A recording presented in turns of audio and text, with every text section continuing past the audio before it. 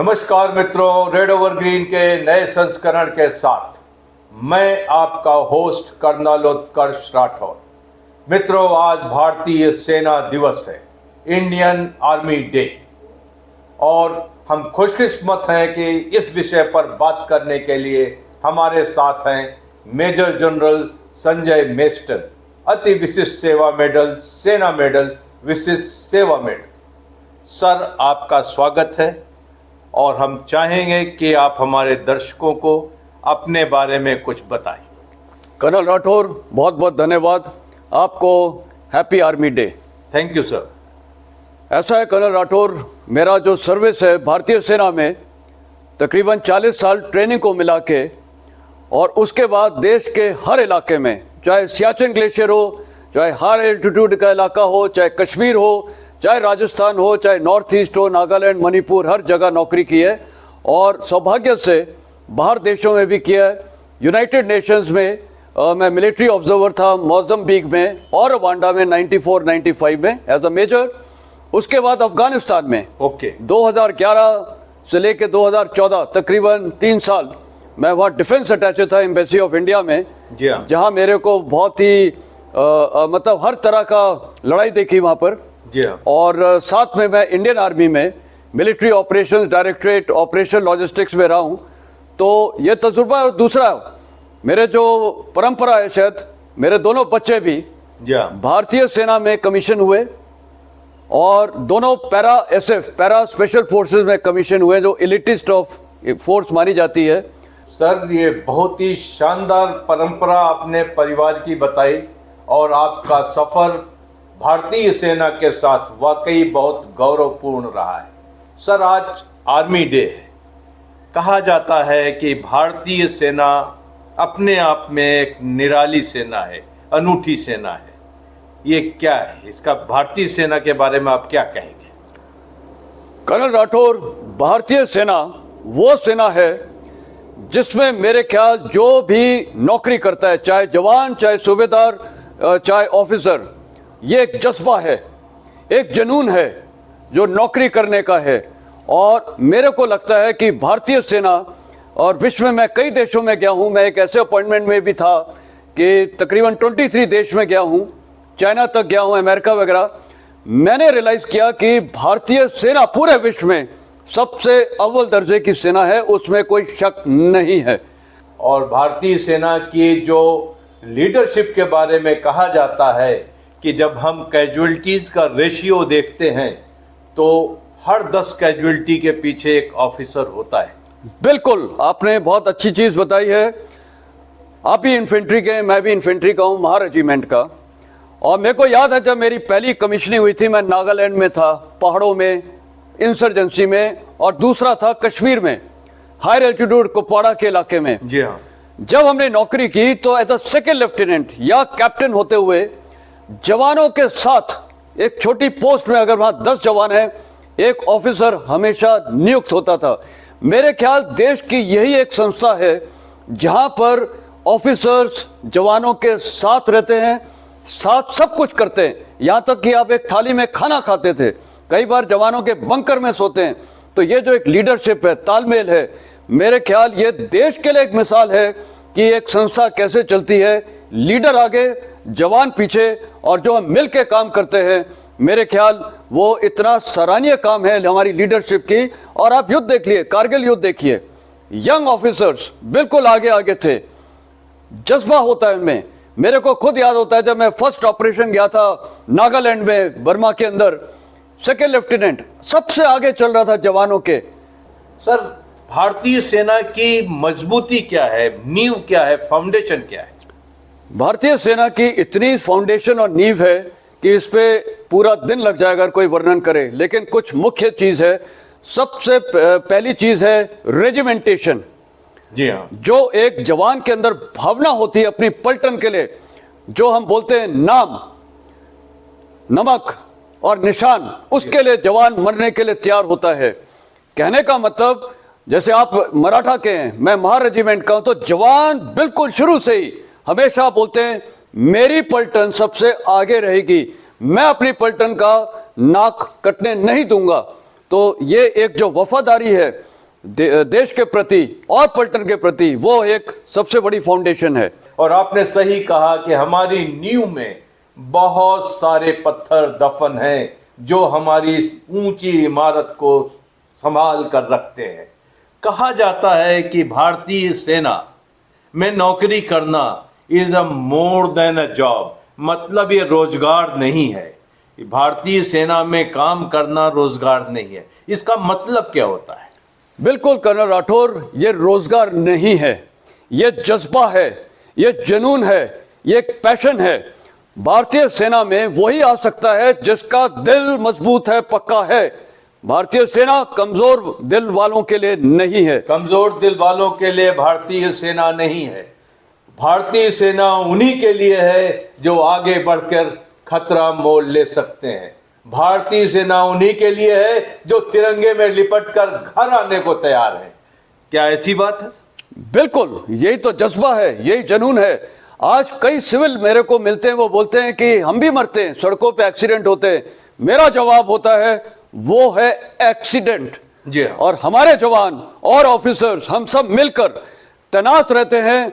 पता है कि इसमें खतरा है, जाते हैं और दुश्मन को फेस करते हैं, और उस समय हम डरते नहीं है, चाहे गोली लगे या ना लगे। हमारा मुद्दा होता है दुश्मन को मारना, लेकिन उस कार्य में अगर हमें भी गोली लग जाए, हमारे जवान और ऑफिसर्स पीछे नहीं हटते हैं।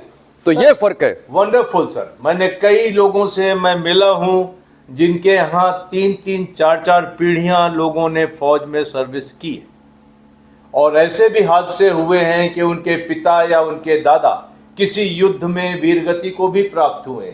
इसके बाद भी वो परिवार सहर्ष अपने बच्चों को फौज में भेजता है, और मेरे ख्याल से वही जज्बा है जो भारतीय सेना की नींव है। बिल्कुल वही जज्बा है। आप देखिए, रोज हमारे ऑफिसर्स और जवान तैनात हैं, मणिपुर में है, कश्मीर में है, इंसर्जेंसी लड़े हैं, शहीद होते हैं, कैजुअल्टीज होती हैं। उसके बावजूद उनके जो बच्चे होते हैं, जब वहाँ पर प्रोसेशन होता है, सैल्यूट करते हैं और बोलते हैं वहाँ पर हम भी सेना में आएंगे। और ये जो जज्बा है कि कई जो लड़कियां भी हैं वो भी अभी भारतीय सेना में आने के लिए तैयार हैं, क्योंकि ये दिखाती है एक परंपरा। मौत से नहीं डरते वो सिर्फ देश के लिए और अपनी रेजिमेंट के लिए जाके लड़ने के लिए तैयार हैं। परंपरा, आपके परिवार ने भी एक परंपरा शुरू की है। आपने 40 साल भारतीय सेना को दिए, आपके दोनों सुपुत्र भी भारतीय सेना में हैं। कितना गौरवान्वित महसूस करते हैं आप? बहुत बहुत एक मेरे को एज अ फादर बहुत गौरव और घमंड होता है, फख्र होता है कि मेरे दोनों बेटे, और आज देश में कई युवक हैं जो बाहर देशों में जाके सेटल होना चाहते हैं। इनके पास भी ऑप्शन था, जी हाँ, लेकिन इनका जो जज्बा था, और कई बार मेरे को लगता है फादर का मोटिवेशन और रहन सहन देख के, और जो हमारा जवानों के साथ तालमेल होता था, वो देखते थे कि एक जवान और अफसर का रिश्ता इतना अच्छा होता है, वो प्रेरित हुए कि हम भी सेना में आएंगे। बात करते हैं सर, भारतीय सेना किन चुनौतियों से जूझ रही है? देखिए, चुनौतियां काफी हैं। एक है एक्सटर्नल, जी हाँ, बाहरी, और एक है अंदरूनी, इंटरनल। जहां तक भारी चुनौती है, बाहर वाली, सबसे बड़ी तो है इंसर्जेंसी और टेररिज्म, जो पाकिस्तान ने एज अ प्रॉक्सी वॉर, जो उसकी स्टेट पॉलिसी है, वो करके रखा हुआ है। जी हाँ, और वही टेररिज्म को हम आज जूझ रहे हैं, और अभी बांग्लादेश में भी यही होने वाला है, मणिपुर में हो रहा है। तो नॉर्थ ईस्टर्न के जो स्टेट्स हैं और जो हमारा वेस्टर्न जम्मू कश्मीर है, तो टेररिज्म एक रियलिटी है, उसको सबसे बड़ी चैलेंज वो है। दूसरा, कन्वेंशनल वॉर, चीन के साथ हो या पाकिस्तान के साथ हो। मैं बताना चाहूंगा कि भारतीय सेना के सिपाही हर जगह तैनात हैं। आज ये दिल्ली में ठंड हो रही है, हमारे जवान वहां -52 डिग्री सेंटीग्रेड में तैनात हैं, इतने बुरे हालात में, बर्फ बर्फ बर्फ और इतनी हवा। नथुला में मैंने जब अपनी ब्रिगेड कमांड की, मेरे अंडर में आपकी मराठा पलटन भी थी, मेरे को याद है क्या नौकरी हमारे जवान शान के साथ करते हैं। उनको अपने घर से कट ऑफ। सबसे बड़ा चैलेंज ये भी है कि जवान को पता है कि मेरा घर से मैं दूर हूं, सिर्फ उसको एक चीज है, वही मेरी पलटन, मेरी रेजिमेंट, मेरे ऑफिसर्स मेरे जवान कल ये ना बोलें कि ये कायर था। वही चीज है जो हमें आज प्रेरित करती है। और भारतीय सेना के आप देखिए रिटायरमेंट के बाद भी आज आप और मैं 65 साल के हैं, आज भी अगर सेना हमें बुलाए हम जाएंगे। सर, भारतीय सेना एक परिवार है।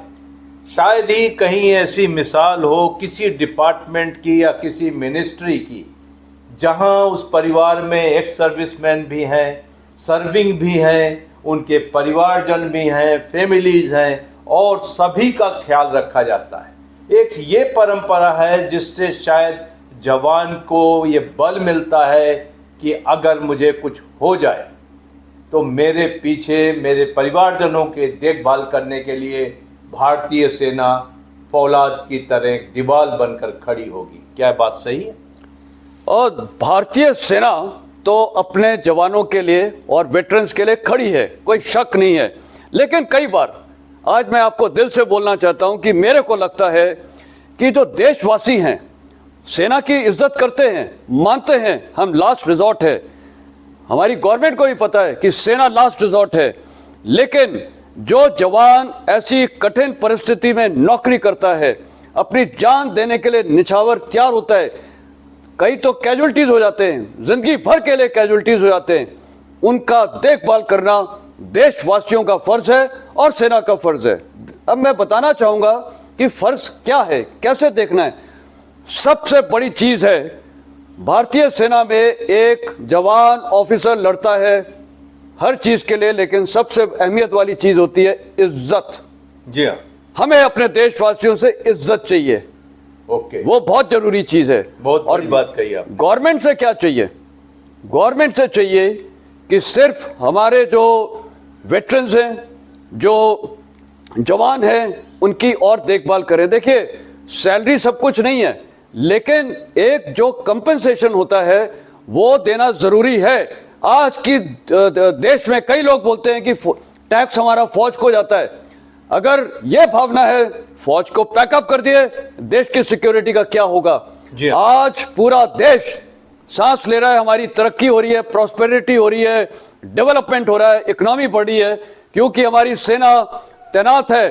चीन ने क्या करने की कोशिश की, उसके बावजूद हम लोग तैयार थे, तैनात थे, उनको धकेल दिया।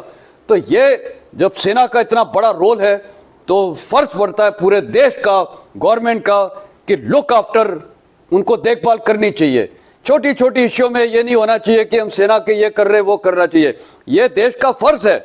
और मैं आपको बता रहा हूं, मैं कितनी कंट्रीज देखी, अफगानिस्तान में 52 कंट्रीज थी अमेरिका लेड, वहां जो मैं देखता था जो सेना की इज्जत थी, वो अपने देशवासियों को, जो देशवासी हैं और जो उनके ऊपर वाले आते हैं, चाहे प्रेसिडेंट हो चाहे कोई भी आए, इतनी इज्जत करते थे, इतनी लुक आफ्टर करते हैं, ऑनर देते हैं। हमारे दिन में, हमारे देश में कई बार होता है जवान खत्म, लोग आते हैं, टीवी न्यूज बनती है, 2 दिन के लिए उसको ऑनर मिलता है, लेकिन वो गांव से आप सीखिए जो पूरा गांव खाना बंद कर देता है वो एक जवान को अगर कैजुअल्टी हो जाता है। एक दो दिन तक खाना नहीं खाते हैं। वो है जज्बा। हमारे देश में वो जज्बा होना चाहिए, एक न्यूज आइटम नहीं होना चाहिए। पूरे देश का फर्ज बनता है फौजी को सिर्फ सबसे पहले उसकी रिस्पेक्ट चाहिए, उसने देश के लिए रिस्पेक्ट की है तो क्या देशवासी का फर्ज नहीं बनता है? और आप पूरे विश्व में देख लिए, फौज को मेरे ख्याल बहुत अव्वल रिस्पेक्ट दी जाती है।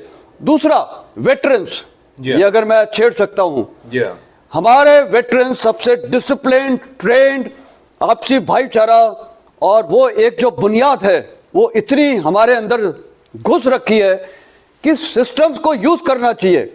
कॉर्पोरेट सेक्टर सोचते हैं कि हमारे जवान सिक्योरिटी के लिए फिट हैं।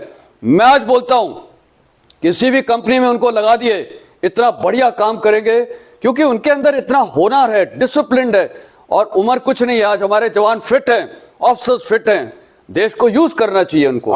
सर, अक्सर कहा जाता है कि भारतीय सेना को भारतीयकरण की जरूरत है।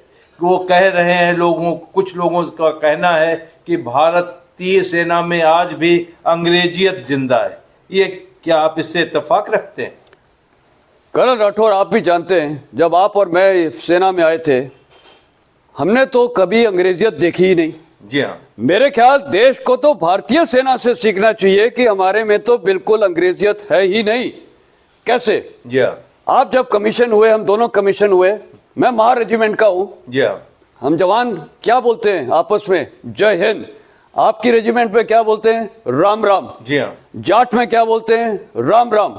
जैक राइफल्स में क्या बोलते हैं? जय दुर्गे। जी हाँ। हर रेजिमेंट का अपना नारा है। दूसरा, हमने और आपने जब ट्रेनिंग की थी, हमें ट्रेनिंग कौन करता था? हमारे हवलदार, जी हाँ। नायक, सूबेदार। जी हाँ। सारी ट्रेनिंग हिंदी में होती थी। हर हथियार हो, चाहे ड्रिल की ट्रेनिंग हो, चाहे बेसिक टैक्टिक्स हो, सब कुछ मैप रीडिंग से शामिल सब हिंदी में होती थी। जहां तक ट्रेडिशंस का सवाल है, ये तो अभी ये हम बोलते हैं कि पुराने जमाने में जाना चाहिए। देखिए, जरूरी है फौज में, किसी भी आर्मी में बेसिक सिद्धांत हैं, बेसिक प्रिंसिपल्स ऑफ वॉर हैं, वो चेंज नहीं होंगे। एक उदाहरण है सरप्राइज और डिसेप्शन। सरप्राइज और डिसेप्शन, चाहे वो सुंजू हो, चाहे चाणक्य हो, चाहे कोई भी हो, क्लॉसविट्स हो, सब ने सरप्राइज और डिसेप्शन के बारे में बात की है। उसकी एप्लीकेबिलिटी आज मॉडर्न टाइम्स में हमने कैसे करनी है उसको देखना है। लेकिन अंग्रेजियत हमारी फौज में तो बिल्कुल है ही नहीं। मैं आपको याद दिलाऊं सर, हमने एक नई भाषा का भी इस्तेमाल करते हैं। शायद पूरी हिंदुस्तान को ये बात ना पता हो, भारतीय सेना की भाषा है हिंदुस्तानी, जिसे रोमन हिंदी कहते हैं। बेशक वो कॉन्स्टिट्यूशन के शेड्यूल में ना हो, लेकिन पूरी भारतीय सेना हिंदुस्तानी भाषा में बात करती है और उसी पे चलती है। बल्कि देश में कई जगह अभी भी लगता है कि अंग्रेजियत है, सेना में बिल्कुल अंग्रेजियत नहीं है। हमारे जो जवान हैं और हम लोग हैं मिलके, मेरे को तो कभी ऐसी भावना हुई नहीं। अब एक और चीज, हाँ, हम लोग जब कमीशन हुए, जी हाँ, आप और हम मंदिरों में जाते थे हर ट्यूसडे, हर संडे। जी हाँ। चाहे आप मुसलमान हो, चाहे आप हिंदू हो, चाहे आप क्रिश्चियन हो, जी हाँ, आपको अपने जवान के मंदिर में जाना पड़ता था। जाना है, तो कोई कंपल्शन नहीं, तो बिल्कुल। तो ये साफ जाहिर है कि मेरे ख्याल पूरे देश को, हर संस्था को हमसे सीखना चाहिए। हम में एक यूनिटी है, यूनिटी इन डाइवर्सिटी है। हमारे जवान हर भारत के विलेज से, गांव से आते हैं। कोई ऐसा गांव नहीं होगा जहां से सेना नहीं आती है। आप और मैंने ऐसे ऐसे जवानों के साथ नौकरी की है, कोई तमिलनाडु का, कोई गुजरात का, कोई कश्मीर का, कोई नागालैंड का। वो किस पेशे में हो सकता है? तो हमारा, ना हम धर्म को देखते हैं, ना कास्ट को देखते हैं, ना जात को देखते हैं। हम सिर्फ ये देखते हैं कि ये फौजी है। और जो आपने बोला परंपरा, एक बड़ी फैमिली। आज आप चले जाइए किसी भी देश के कोने में, आप इतना बोलिए मैं फौजी हूं, 10 फौजी आपको मिलने के लिए तैयार आ जाएंगे। ये होती है एक एकता, और जो हमारी एक, मैं बोलूंगा, आपसी भाईचारा है, वो बिल्कुल लाजवाब है। कहा जाता है सर कि जब फौज की बात होती है, फौज के समस्याओं की बात होती है या फौजी विषय पर बात होती है, तो पॉलिटिकल लीडरशिप फौज से सलाह नहीं लेती, बल्कि दूसरों से सलाह लेकर के उस पर कार्रवाई करती है। उस पे हमें बहुत कोफ्त होती है, क्योंकि पॉलिटिकल लीडरशिप को किससे सलाह लेनी चाहिए? जो फौज को जानता है, ना कि जिसने फौज को दूर से देखा है। इसके बारे में आप क्या कहेंगे? आपने बहुत उचित चीज कर्नल राठौर उठाई है। जी हाँ। और मेरा जो तजुर्बा अफगानिस्तान में था, और मैं कई डेलीगेशंस के साथ एज अ कर्नल कई देश में गया हूँ। अमेरिका ले लो, जापान ले लो, इजराइल ले लो। मैंने वहाँ सिस्टम देखा था कि जो टॉप लीडरशिप है इंडियन आर्मी के, मतलब वहाँ की आर्मी की, वो हमेशा लेते थे वहाँ से व्यूज, आपके क्या एनालिसिस है। हमारी सेना में मेरे को लगता है कि हमारी लीडरशिप को थोड़ा बैकग्राउंड में रेलीगेट किया जाता है। डिसीजन मेकिंग कार्रवाई में हमें होना चाहिए। इसके कारण आप सोचिए, आज चाइना के ऊपर कोई विषय होना है, कोई डिसीजन होना है। मैं मिलिट्री ऑपरेशंस डायरेक्टरेट में था। हमने प्रधानमंत्री जी उस समय नरेंद्र मोदी जी, मनमोहन सिंह को हमने ब्रीफिंग किया था। उन्होंने सुना।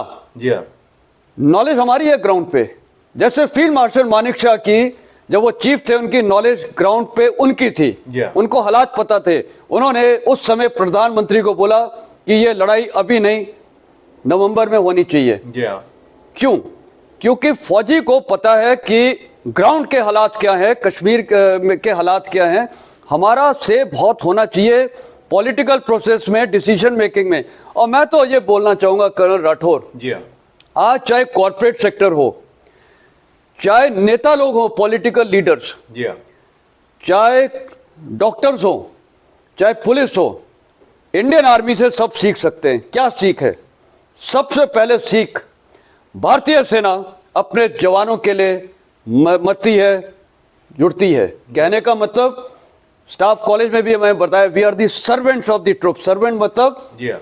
उनके नौकर नहीं, सर्वेंट मतलब है उनकी देखभाल करना। वो सेंटर ऑफ ग्रेविटी है। आज अगर सेना में जवान नहीं है, अफसरों की क्या जरूरत है? आज अगर देश में लोग ही नहीं है, तो प्रधानमंत्री या प्रेसिडेंट की क्या जरूरत है? कहने का मतलब है लोग सेंटर ऑफ ग्रेविटी होते हैं। अगर सेंटर ऑफ ग्रेविटी लोग हैं तो हमारा फर्ज बनता है, आप और हमने कितने जवानों को मोटिवेट करके आज उनके बच्चे सेना में हैं, ऑफिसर्स हैं, तो हमारे नेताओं को भी मोटिवेट करना चाहिए लोगों को आजाद होने का, खुद के पैरों पे खड़े हुए और आगे बढ़ते रहें। एक डिपेंडेंट नहीं करना चाहिए लोगों को। आर्मी डे के उपलक्ष्य पर सर आप क्या संदेश देना चाहेंगे? आर्मी डे के उपलक्ष्य में एक तो जो संदेश है वो आम जनता के लिए है कि सेना पे भरोसा रखो, जैसे आप रखते हुए आए हो, उनको आदर और इज्जत दो।